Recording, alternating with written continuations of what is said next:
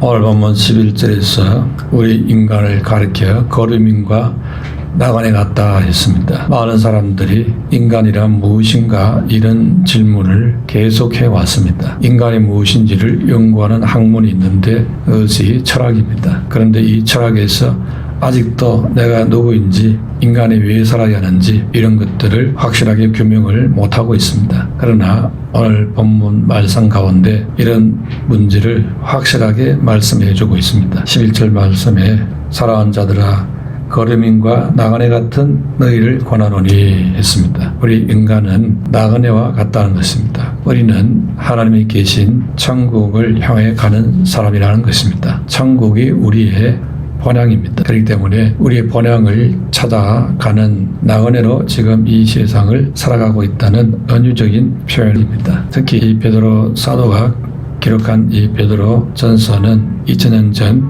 로마 시대에 기록이 되었습니다. 로마 황제가 AD 64년 네로 황제였습니다. 이 네로 황제는 로마시에 자기가 불을 질러놓고 그리스도인들에게 뒤집어 씌웠습니다. 그러면서 이때부터 합법적으로 예수 믿는 사람들을 핍박하기 시작했습니다. 예수 믿는 사람들이 로마시에 불을 지른 원흉들이기 때문에 그냥 둘 수 없다 했습니다. 그래서 예수 믿는 사람들을 수없이 잡아서 감옥에 가두었습니다. 그리고 예수 안 믿겠다고 자백을 하면서 풀어줬습니다. 그러나 끝까지 믿겠다면 극악한 방식으로 처형을 시켰습니다. 재산도 직장도 잃었습니다. 이때에 고향을 떠난 사람도 많았습니다. AD 64년부터 313년까지 로마 황제 10명이 바뀌었는데 계속 핍박을 받았습니다. 이렇게 초대교회 당시에 우리 믿음의 선배들은 엄청난 억울한 핍박을 받는 가운데서도 끝까지 목숨 걸고 믿음을 지켰습니다. 지금은 거기에 비하면은 아무것도 아닙니다. 어려움이 있다고 움츠러들고 또 예배를 당하려 하는 것은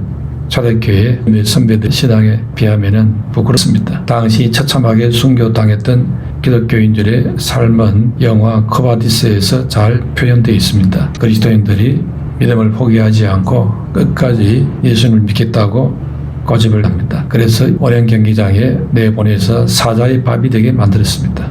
또 십자가에 매달아서 불을 붙여 화형을 시키기도 했습니다. 큰 고난의 시기였습니다. 그러나 이 땅에서 영원히 사는 것이 아니요 잠깐 나그네로 살 뿐이라는 것을 알았기 때문에 초대교회 성도들은 흔들리지 않았습니다. 그 불같은 핍박 가운데서도 흔들리지 않고 믿음을 지켰습니다. 우리 역시 지금 이 땅에 잠깐 머물다가 지나가는 나그네와 같이 살고 있습니다. 그렇기 때문에 인내로 잘 살아야 합니다. 초대교회 성도들처럼 큰 고난을 겪어도 잠깐입니다. 그러나 고난도 없이 편안하게 어려움 없이 산다 해도 잠깐입니다. 모든 사람들은 이 땅에 잠시 살다가 떠나가는 나그네로 살고 있습니다. 다윗처럼 천하를 호령해도 나그네입니다. 우리가 지금 잠깐 누리고 있는 이 모든 것, 그것을 주님이 허락해 주시고는 때가 되면은 오라 하십니다. 그러면 어느 날 문득 주님 앞에 가야 됩니다. 그러면 우리가 육신의 몸을 입고 이 세상에 나그네로 살고 있을 때에 어떻게 살아야 되겠느냐. 11절에 답을 하기를 나그네 같은 너희를 권하노니 육체적 욕을 제어하라 했습니다. 잘 살아야 된다 이 말입니다. 그런데 왜 잘 살아야 되느냐. 그것은 첫 번째로 인생이 죽음을 향해서 가고 있기 때문입니다. 모든 사람은 결국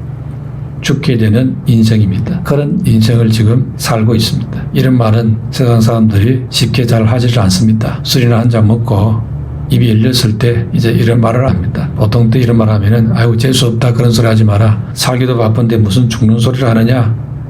기분도 우울해지는데 말하지 말아야 합니다. 그러나 아무리 말을 안 해도 없어지는 건 아닙니다. 항상 염두에 둬야 될 중요한 사실입니다. 세상에는 두 가지 종류의 나그네가 있습니다. 어디서 왔다가 뭘 하고 어디로 가는지 아는 나그네가 있습니다. 또 어디서 왔다 어디로 가는지 모르는 나그네가 있습니다. 정처 없는 나그네가 있고 분명한 길을 아는 나그네가 있습니다. 이렇게 사람은 크게 두 가지 부류가 있는 것입니다. 한 부류는 목표와 방향을 알기 때문에 기쁜 마음으로 이 세상을 살아갑니다. 그런데 또 한 부류는 방향과 목적이 분명하지 않기 때문에 늘 마음이 허무하고 잡을 수가 없습니다. 나는 이 세상 살아가는데 마음이 허전하고 허무한 사람인가 아니면은 기쁜 사람인가 둘 중에 한 사람입니다. 있습니다. 하나님을 모르는 나그네는 허무한 사람이 될 수밖에 없습니다. 그 사람이 아무리 권력자고 또 철학자고 부자고 유명인사라 해도 그 마음에는 항상 공허함이 있고 허무함이 있습니다. 세상 살아가는 것이 구름이 흘러가듯 그냥 가는 줄로 아는 것입니다. 프랑스의 유명한 소설가 모파상이라는 사람이 있습니다. 이 사람 많은 베스트셀러로 젊은 나이에 큰 돈을 벌었습니다. 명예도 얻었습니다. 그래서 지중해에 좋은 요트를 사서 갖게 되고 큰 저택을 샀습니다. 은행에는 평생 쓰고도 남을 돈이 차고 넘쳤습니다. 그야말로 보통 사람들이 꿈꾸는 그런 좋은 계획을 젊은 나이에 다 잃어버렸습니다. 나이 들어서 이제 죽음이 얼마 안 남았을 때야 겨우 이룰 수도 있을까 말까 하는 일을 젊은 나이에 다 잃어버렸습니다. 그런데 이 사람이 젊은 나이에 돈도 있고 명예도 있고 인기도 있고 다 얻었는데 마음속에 허무함이 찾아왔습니다. 왜 살아야 되느냐? 살 이유를 모르겠다는 겁니다. 소설을 쓰고 글을 쓰고 고민을 많이 하는 사람인데 인간이 왜 살아야 되느냐 모르겠다는 겁니다. 옛날에는 돈 많이 벌기 위해서 살아야 되겠다. 인기를 얻기 위해서 살아야 되겠다. 내가 하는 이 글 쓰는 일에 명예를 얻어야 되겠다. 목표가 분명해서 열심히 그렇게 살았습니다. 그런데 이러고 나니까 이제 목표가 없어져 버렸습니다. 그러면서 마음속에 앞으로 이제 어떻게 살아야 되느냐 살아야 될 이유를 알지 못했습니다. 그렇게 고민을 하다가 1892년 1월 1일 아침에 더 이상 살아야 될 이유를 모르겠다 하면서 스스로 목을 찔러 자살 시도를 했습니다. 사람이 얼른 발견해서 병원에 데려가서 목숨은 끊었습니다. 그러나 그 이후에 이 모파상은 정신병자가 되어서 매일매일 고통으로 절규하며 살다가 43세 일기로 생을 마쳤습니다. 이 사람의 묘비에 평상시 자주 했던 말을 적어 놓았습니다. 나는 모든 것을 갖고자 했지만 결국 아무것도 갖지 못했다 했습니다. 이렇게 인간이 가는 곳을 알지 못하고 정처 없는 인생을 살게 되면은 뭔가 성취를 위해서 수고할 때는 도전을 합니다. 그래서 도전할 때는 가치가 있는 것 같고 사는 맛이 납니다. 그러나 목표하는 바를 딱 성취하고 얻고 나면은 만족이 오고 행복이 올 것 같지요. 근데 그게 잠시 잠깐일 뿐이고 한순간입니다. 그 다음부터는 어마어마한 허무함이 찾아옵니다. 무기력해져 버립니다. 돈 있어 본들 의미가 없고 가치가 없습니다. 명예 그것도 별 없다는 것을 이제 깨닫게 됩니다. 인간 실존의 밑바닥을 체험하게 됩니다. 사람들이 자기 원하는 바를 젊은 나이 다 잃어버린다면은 이렇게 비정상적으로 바뀔 것이 너무나 자명합니다. 그렇기 때문에 하나님께서 우리 사람들로 하여금 원하는 바를 이루어지지 않고 천천히 속도 조절을 하십니다. 이렇게 원하는 것을 다 이루고 마음에 허탈함이 찾아오게 되면은 세상 부귀영화, 욕심, 성공이 부질없다는 것을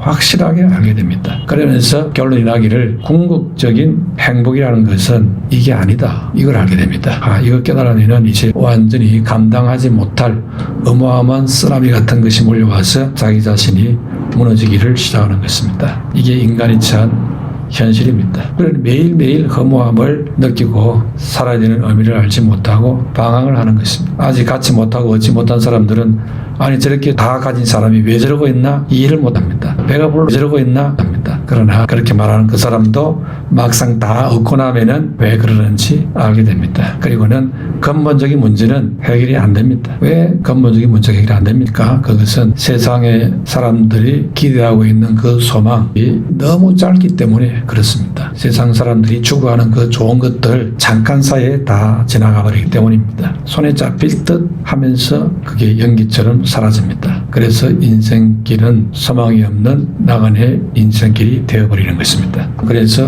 솔로몬처럼 헛되다 모든 것이 헛되다 탄식하게 됩니다. 이렇게 정처 없는 나그네로 살았던 사람들이 이런 처참함을 가슴 깊이 깨닫고는 감당이 안 돼서 무너져 내린 사람들이 있습니다. 많지는 않지만은 유명한 사람 가운데 그런 사람이 있습니다. 그것이 우리에게 중요한 숙제를 던져주고 있습니다. 로큰롤의 황제 엘비스 프레슬리 41세 나이에 약물 중독으로 사망했습니다. 인기를 얻고 온갖 부귀영화 다 누렸습니다. 모든 사람들이 다 사랑했습니다. 뭐가 부족해서 약물 중독으로 사망합니까? 아니 안 먹고 그거 끊으면 되지. 맨정신으로 살아도 될 텐데 왜 꼭 그거 해야 되느냐? 이해가 안 됩니다. 그런데 그 자리에 가보면은 왜 그래야 되는지 알게 됩니다. 또 한때 세계적으로 미인으로 유명했던 마릴린 먼로라는 여자도 있습니다. 그 미모가 너무 예쁘고 해서 많은 사람들이 좋아했습니다. 유명한 인기를 얻었습니다. 그런데 37세 젊은 나이에 역시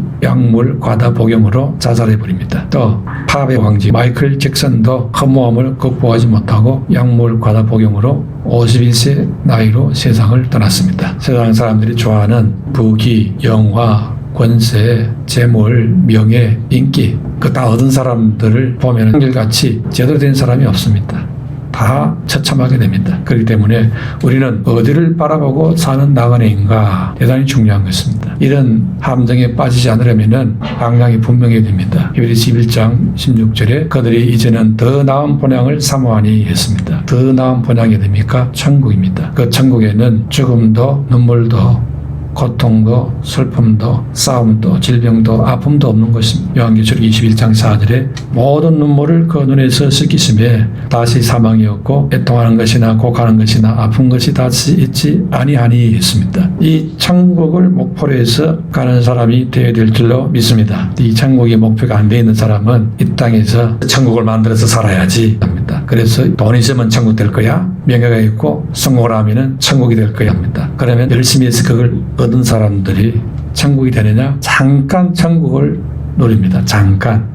그 잠깐 시간 지나면은 그때부터 지옥을 맛보기 시작합니다. 땅에서 지옥을 맛본다니까요. 참 무서운 겁니다. 그러나 예수 믿고 구원받은 사람은 이 땅에서 천국을 맛봅니다. 이 땅에서 천국 시민권이 있다 했습니다. 빌립보서 3장 20절에 오직 우리의 시민권은 하늘에 있는지라 했습니다. 그렇기 때문에 천국은 허무가 극복된 나라입니다. 죄와 죽음이 정복된 나라입니다. 고통과 슬픔이 사라진 나라입니다. 이 땅은 잠시 잠깐 육신을 잃고 머물다 가는 곳입니다. 우리가 영원히 가할 곳은 어디냐? 이 세상이 아닙니다. 천국입니다. 예수 믿는 것 때문에 어떤 어려움을 당하고 있습니까? 그러나 우리는 낙심하거나 포기하지 말아야 됩니다. 영원한 천국이 있기 때문입니다. 야고보서 4장 14절에 너희 생명이 무엇이냐? 너희는 잠깐 보이다가 없어지는 안개니라 했습니다. 시편 102편 3절에서는 내 날이 연기같이 소멸하며 했습니다. 베드로전서 1장 24절에서는 풀의 꽃과 같고 했습니다. 오늘 본문 11절에서는 거류민과 나그네와 같은 너희가 있습니다. 이렇게 우리는 이 세상에서 영원히 머물 수 있는 곳이 못됐다는 것을 확실히 알아야 합니다. 결국 이 세상은 떠나가야 되는 곳입니다. 여기는 영원히 있을 수 없습니다. 그래서 우리의 믿음의 선진들이 떠나온 그 고향을 그리워하는 게 아니고 더 나은 본향을 그리워하는 사람들이었습니다. 우리 사람 마음속에 하나님 계신 곳을 그리워하고 사모하는 그런 마음을 심어놓았습니다. 그런데 이걸 못하니까 괜히 자기가 태어난 고향을 자꾸 그리워하고 이러고 있습니다. 또 엄마 품을 자꾸 그리워하고 있습니다. 그게 하나님 품인 줄 알고 그렇게 그리워하고 있습니다. 물론 하나님이 부모를 허락하고 고향도 허락했지만은 진짜 우리가 사모하고 그리워야 할 곳은 하나님의 품, 하나님 계신 그곳인 줄로 믿습니다. 그래서 믿음의 조상 아브라함부터 시작해서 야곱 모두가 다 그들을 위해서 한 성을 예비하셨으니 했습니다. 즉 천국을 예비했다는 사실을 알고 그 천국을 사모했다는 것입니다. 죽음 문제는 지금 살아가는 문제보다도 더 중대한 문제입니다. 그러나 사람들은 이상하게도 사람 문제만 애쓰고 노력하고 몰두하고 그렇게 삽니다. 오늘 밤 무슨 일 당할지 모르는 이 죽음의 문제에 대해서 생각하는 사람이 없습니다. 그래서 시편 90편 12절에 우리에게 우리의 날 계수함을 가르치사 지혜로운 마음을 얻게 하소서 했습니다. 그러므로 이 하나님의 말씀을 통해서 지혜를 얻게 되시기를 축원합니다. 두 번째로 인생이 어디로 가느냐? 심판대 앞으로 가고 있습니다. 우리 인생은 나그네로서 하나님의 심판대 앞에 결국 서게 될 것입니다. 그렇기 때문에 이 땅에 사는 동안에 육체의 정욕을 제어해야 됩니다. 마음대로 살았다가 심판대 앞에 서면은 낯을 들지 못하고 하나님 계신 곳에 들어가지도 못할 수가 있습니다. 그러므로 육체에서 나오는 이 정욕을 잘 제어하면서 살아야 하나님 품으로 들어갈 수 있습니다. 육체의 정욕은 우리 부패한 본성에서 나오는 모든 악한 욕구들입니다. 구체적으로 갈라디아 5장 19절 이하에 나오는 말씀대로 육체는 분명하니 곧 음행과 더러운 것과 호색과 우상숭배와 주술과 원수 맺는 것과 분쟁과 시기와 분냉과 당 짓는 것과 분열함과 이단과 투기와 술 취함과 방탕함과 또 그와 같은 것들이라.